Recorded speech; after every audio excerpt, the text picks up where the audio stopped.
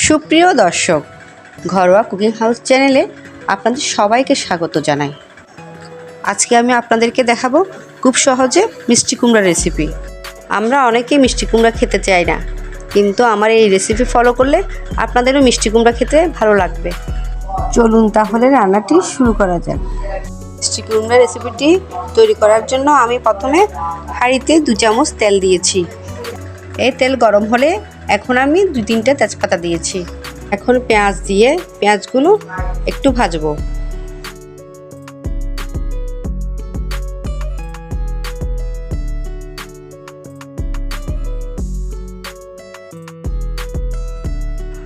এখন 1 চামচ রসুন ও 1 চামচ আদা দিয়ে একটু নেড়ে চেড়ে দেব।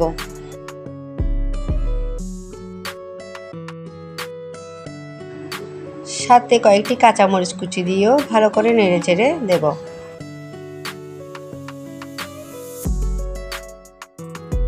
এখন 1 চামচ হলুদের গুঁড়া ও 1 চামচ ধনিয়ার গুঁড়া দিয়ে ভালো করে কষিয়ে নেব।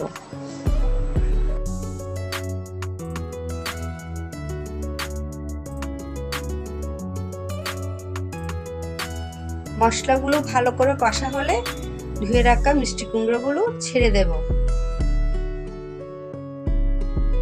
মিষ্টি কুমড়োগুলো ভালো করে নেড়ে চেড়ে দেব, যাতে মশলাগুলো মিষ্টি কুমড়ার গায়ে ভালো করে লেগে যায়।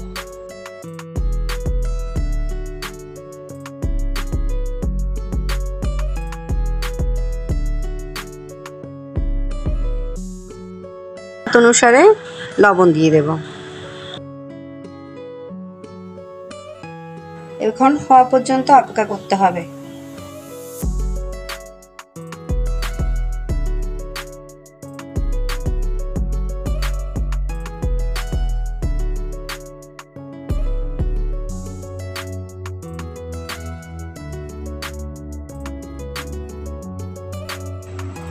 মিষ্টি কুমড়া ভাজাটি এখন হয়ে এসেছে। এভাবে মিষ্টি কুমড়াটা রান্না করলে ভীষণ মজা হবে, বাসায় সবাই খেতে চাইবে। আপনারা একবার এভাবে রান্না করে দেখবেন বাসায়। দেখুন মিষ্টি কুমড়ার কালারটি যেমনিতে সুন্দর এসেছে, তেমনি খেতেও খুব মজা হয়েছে। ভিডিওটি ভালো লাগলে আমার চ্যানেলটি সাবস্ক্রাইব করে দেবেন এবং একটি লাইক দিয়ে আমার চ্যানেলের পাশে থাকবেন।